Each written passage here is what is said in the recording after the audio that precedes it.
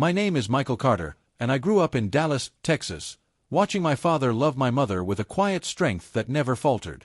He was loyal, steady, and patient, a man who believed in building a family brick by brick, day by day. But as I entered adulthood, I began to notice that the world around me had changed. The values I was raised with, commitment, patience, sacrifice, didn't seem to hold the same weight anymore.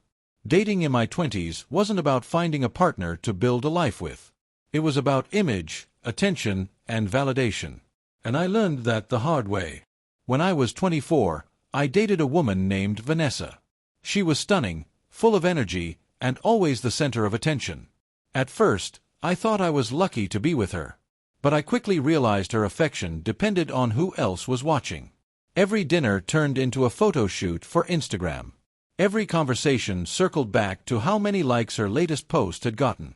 And when I suggested quiet nights in, just the two of us, she looked at me like I had asked her to give up oxygen. Eventually, I discovered she wasn't interested in a relationship. She was interested in validation.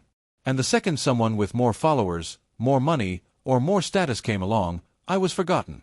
That's when I started to understand the cold, hard truth.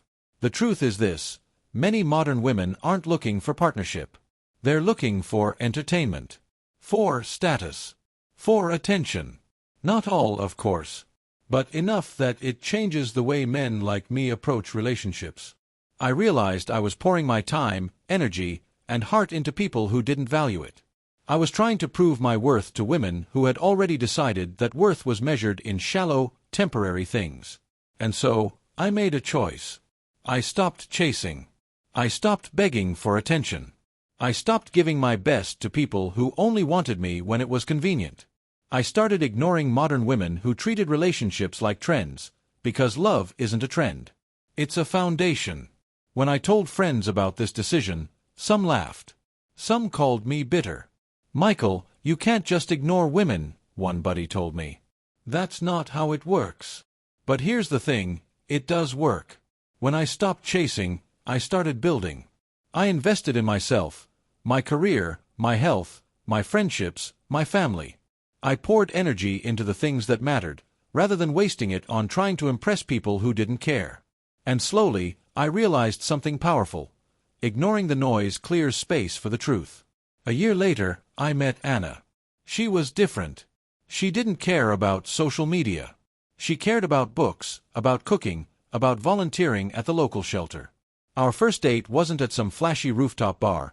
It was at a small coffee shop, where we sat for hours talking about everything from childhood memories to future goals. She didn't want entertainment. She wanted connection.